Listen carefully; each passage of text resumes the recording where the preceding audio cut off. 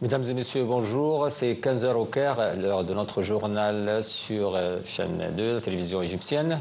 Et j'ai le plaisir de la présenter avec ma collègue Fatima Mourad. Bonjour Mohamed, bonjour mesdames et messieurs. Alors commençons notre journal par les principaux titres.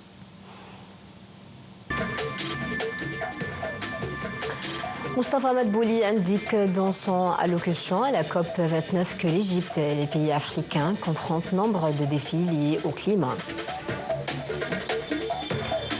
Lors d'une conférence de presse avec Nabih Berri à Beyrouth, Abdelghati affirme l'importance d'élire un président de consensus au Liban pour mettre fin au vide.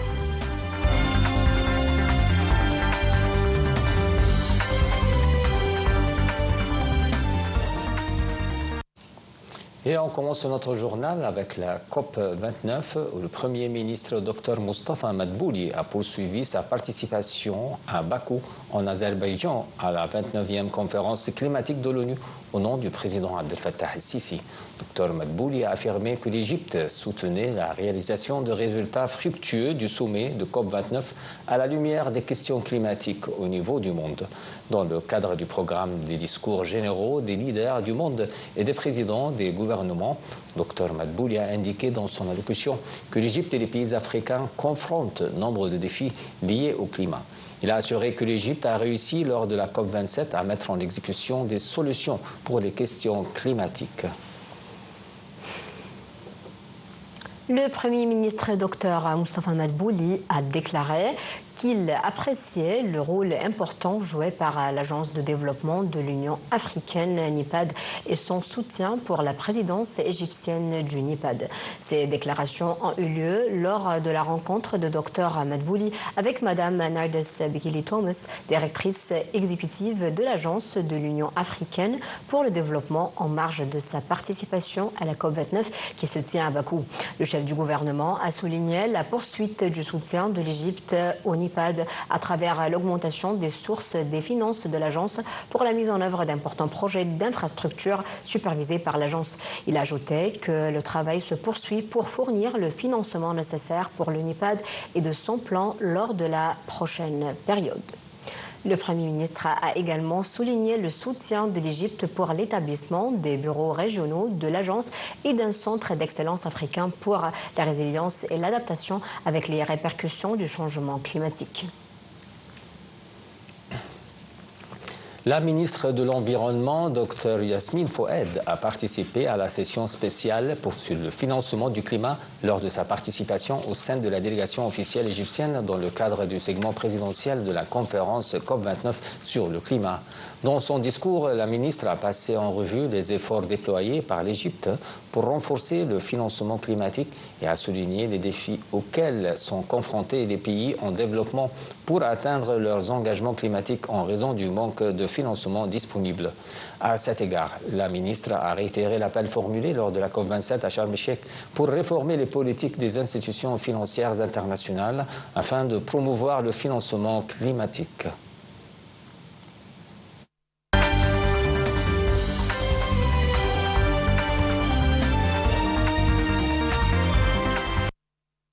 À Beyrouth, le ministre des Affaires étrangères, Dr Badr Abdelghati, a affirmé que sa visite au Liban est un message de solidarité de la part du président Abdel Fattah el-Sisi.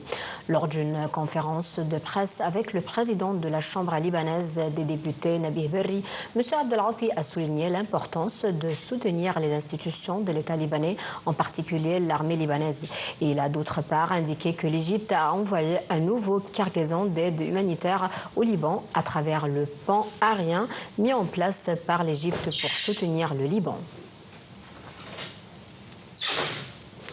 Le ministre des Affaires étrangères, Badr Abdelghati, s'est également entretenu avec le président de la Chambre libanaise des députés, Nabih Berri, lors de sa visite officielle au Liban.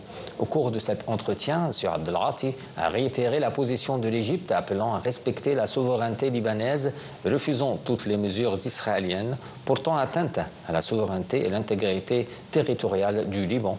Le chef de la diplomatie a affirmé que le Caire n'épargnait aucun effort dans ses contacts pour trouver une issue à la crise du vide présidentiel au Liban et élire un président de consensus.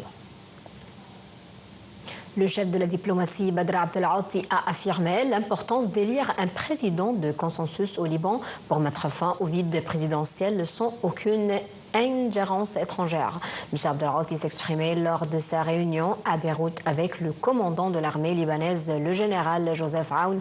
Au cours de la réunion, M. Abdelghati a déclaré que le président Abdel Fattah el-Sisi a donné des directives d'apporter au Liban toutes sortes de soutien nécessaires dans ces circonstances humanitaires critiques. M. Abdelghati a également assuré que l'Égypte soutient toutes les institutions de l'État libanais, en particulier l'armée libanaise, louant son rôle vital pour préserver la stabilité au Liban.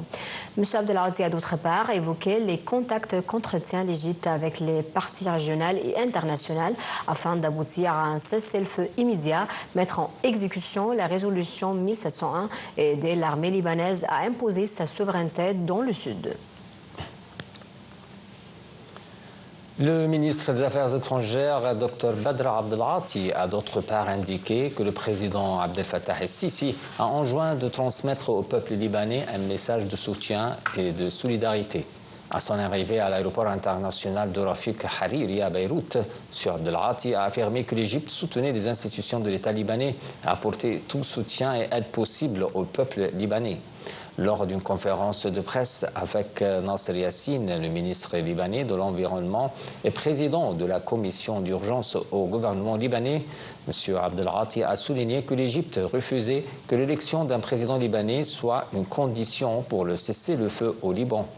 Dr Abdelghati a assuré que les efforts visant à mettre fin à l'offensive israélienne ne cesseront pas un instant, ajoutant que des contacts sont en cours avec les parties régionales et internationales afin d'aboutir à un cessez-le-feu. Dr Badr Abdelghati avait livré une 4e cargaison d'aide humanitaire égyptien au Liban. Ces aides s'inscrivent dans le cadre des directives du président Abdel Fattah el-Sisi de maintenir le pont aérien égyptien afin de présenter toutes sortes de soutiens nécessaires au Liban et à son peuple face aux agressions israélienne. La nouvelle cargaison d'aide humanitaire incluait 21 tonnes de produits alimentaires et des matériaux de secours. Ainsi s'élève à 88 tonnes le total des aides humanitaires envoyées par l'Égypte au Liban.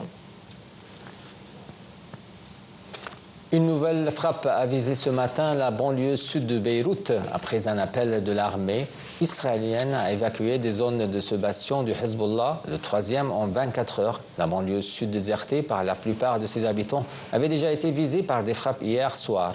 Selon un premier bilan du ministère libanais de la Santé, au moins 6 personnes ont été tuées dans une frappe israélienne aujourd'hui sur une localité densément peuplée au sud de Beyrouth. La frappe a visé la localité de Armoun, qui se trouve hors des bastions du mouvement Hezbollah, régulièrement pilonnée par Israël. Le ministère a ajouté dans un communiqué qu'outre les 6 morts, des restes humains avaient été retrouvés sur place. Passons au territoire occupé où 13 Palestiniens ont été tués dans la bande de Gaza lors du 404e jour d'agression israélienne continue contre le secteur, dont des frappes aériennes israéliennes qui ont visé un rassemblement près de l'hôpital Kamal Adwan dans le projet Beit Lahia au nord de Gaza. Le secrétaire d'État américain Antony Blinken a appelé aujourd'hui Israël à accepter des pauses humanitaires réelles et prolongées à Gaza. Devant la presse au siège de l'OTAN à Bruxelles, Blinken a déclaré qu'on a besoin de voir des pauses réelles et prolongées dans des grandes parties de Gaza, tout en soulignant qu'Israël avait pris des mesures face à la situation humanitaire catastrophique dans le territoire palestinien. Blinken a ajouté que les défis sont énormes de ce point de vue, mais on a aussi vu de réelles solutions, évoquant les trêves humanitaires ayant accompagné la campagne de vaccination anti-polio à Gaza. Blinken a encore souligné qu'il est essentiel que les mesures prises soient intégralement mises en œuvre. Elles doivent être durables pour leur permettre d'avoir de l'effet. Au Yémen, les Houthis ont attaqué 2 destroyers américains à l'aide de drones et de missiles dans le détroit de Bab al-Mandeb. Mais les navires ont déjoué l'assaut et aucun dégât n'est à déplorer. Les navires ont été attaqués par au moins 8 drones explosifs, 5 missiles balistiques anti-navires et 3 missiles de croisière anti-navires qui ont été mis en échec selon le porte-parole du Pentagone. Il a ajouté que les navires n'ont pas été endommagés, personne n'a été blessé.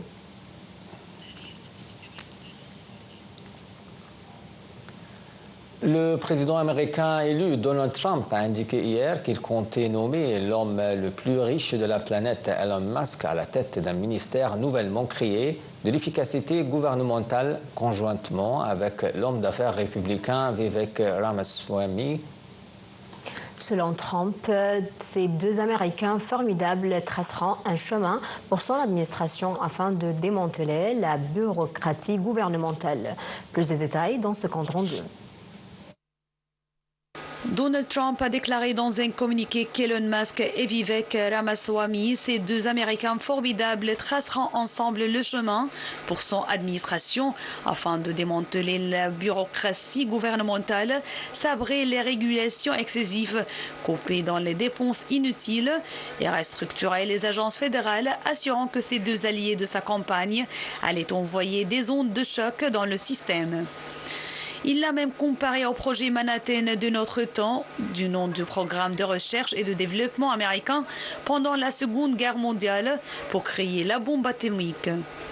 Cela fait des semaines que Donald Trump annonce que Musk, qui a investi plus de 100 millions de dollars dans sa campagne, allait être chargé d'une mission sur l'efficacité du gouvernement fédéral. Si les 3 richissimes hommes d'affaires s'entendent durablement, ils pourraient procéder à 2 000 milliards de dollars de coupe claire dans un budget du gouvernement fédéral de 6 500 à 7 000 milliards.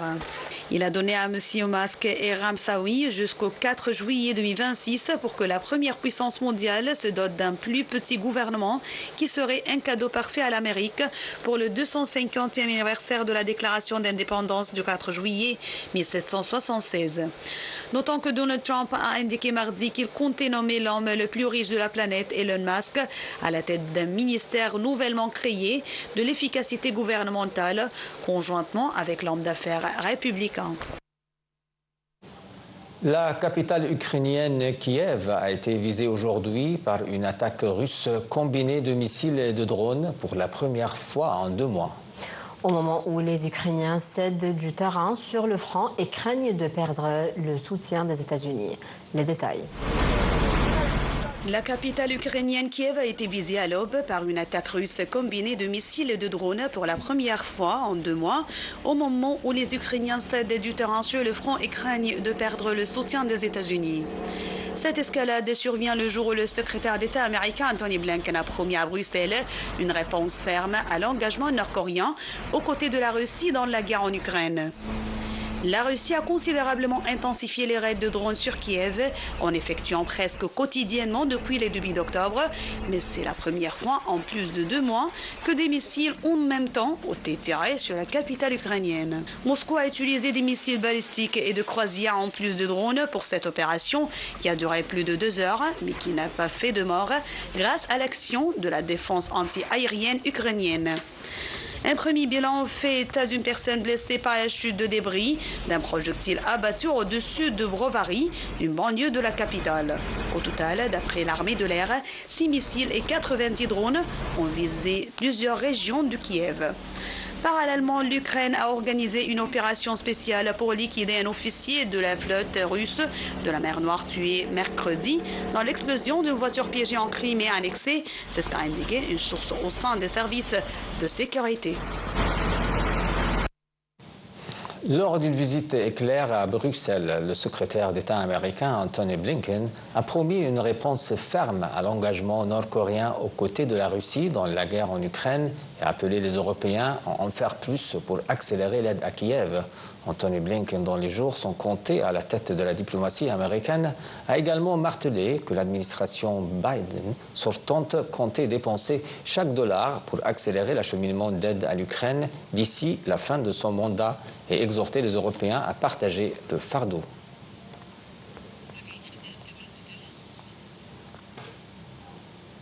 Mesdames et messieurs, c'était tout pour notre journal. Merci pour votre attention. À la prochaine. Merci Mohamed. Merci Fatma, merci tout le monde.